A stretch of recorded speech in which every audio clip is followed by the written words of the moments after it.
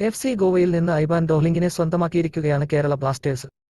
Kerala Blasters ഏകദേശം 80 ലക്ഷം രൂപ താരത്തിന് ട്രാൻസ്ഫർ ഫീസായി നൽകും. കേരള ബ്ലാസ്റ്റേഴ്സുമായി ഐവാൻ 2 വർഷത്തെ കരാറിൽ ഒപ്പിട്ടു. കഴിഞ്ഞ 4 സീസണുകളിൽ ഐവാൻ ഡോഹ്ലിംഗ് ISL ടീമായ FC ഗോവയുടെ ഭാഗമാണ്.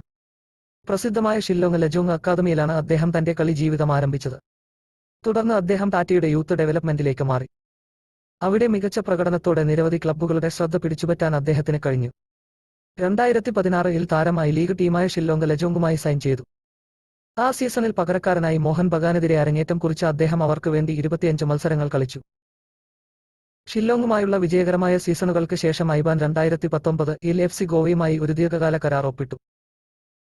2019-ൽ ജംഷഡ്പൂർ FCക്കെതിരായ മത്സരത്തിനിടെ പകരക്കാരനായി FC ഗോവയ്ക്കായി ഐവാൻ ISLൽ അരങ്ങേറ്റം കുറിച്ചു. ഗോവയ്ക്കായി 52 തവണ കളിച്ച താരം 2 തവണ വീതം ഗോളും അസിസ്റ്റും നേടി. ഐവാൻ FC ഗോവയ്ക്കൊപ്പം ഹീറോ ISL ലീഗ് ഷീൽഡും ഡുറാൻഡ് കപ്പും നേടിയിട്ടുണ്ട്. പ്രതിരോധത്തിലെ ഏതു പൊസിഷനും കൈകാര്യം ചെയ്യാൻ കഴിവുള്ള താരമാണ് 27-കാരൻ. കേരള ബ്ലാസ്റ്റേഴ്സ് കുറച്ചു നാളായി താരത്തെ സ്വന്തമാക്കാൻ ശ്രമിച്ചുകൊണ്ടിരിക്കുകയാണ്.